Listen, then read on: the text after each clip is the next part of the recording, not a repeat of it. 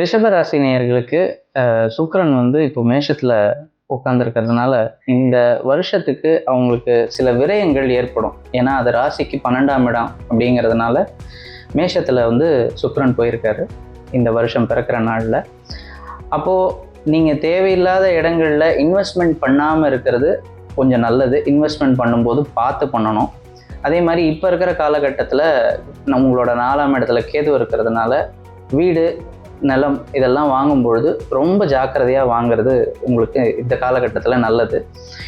நீங்கள் பண்ணக்கூடிய ஒரு சிம்பிளான பரிகாரம் அப்படின்னு பார்த்தீங்கன்னா, சதுர்த்தியில் சங்கடஹர சதுர்த்திக்கு பிள்ளையாருக்கு உங்களால் முடிஞ்சதை வாங்கி உங்கள் பக்கத்தில் இருக்கிற எந்த கோயிலாக இருந்தாலும் நீங்கள் போய் பார்த்துட்டு வரலாம். இதை வந்து நீங்கள் ஒரு ஞாயிற்றுக்கிழமையிலையோ இல்லை ஒரு வெள்ளிக்கிழமையிலையோ செய்கிறது இன்னும் ரொம்ப சிறப்பு.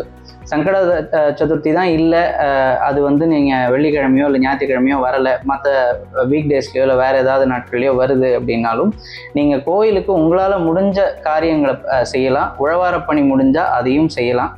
அதுக்கு மேலே பிள்ளையாருக்கு அபிஷேகம், அலங்காரம் இதெல்லாம் உங்களோட சக்திக்கு என்ன முடியுதோ, இல்லை என்னால் ஒரு தேங்காய் தான் உடைக்க முடியுதா, அதையும் பண்ணுங்கள். அது உங்களுக்கு இந்த வருஷம் பூரா உங்களுக்கு நன்மையை தரும். ரிஷபராசிக்கு பார்த்தீங்கன்னாங்க சார், அருமையான விஷயம் கோயில் சார்ந்து சொல்லியிருக்கீங்க. இருந்தாலும் பணம், நல்ல ஒரு செல்வம், இதெல்லாம் ஐஸ்வர்யமெல்லாம் கிடைக்கக்கூடிய ஆண்டாக இந்த ஆண்டு இருக்குது.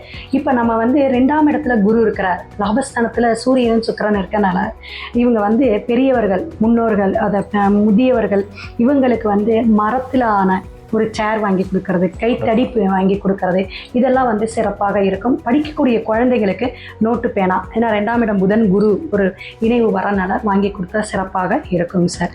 இது வந்து நம்ம வாழ்வியல் பரிகாரமாக பயன்படுத்திக்கலாம். ரொம்ப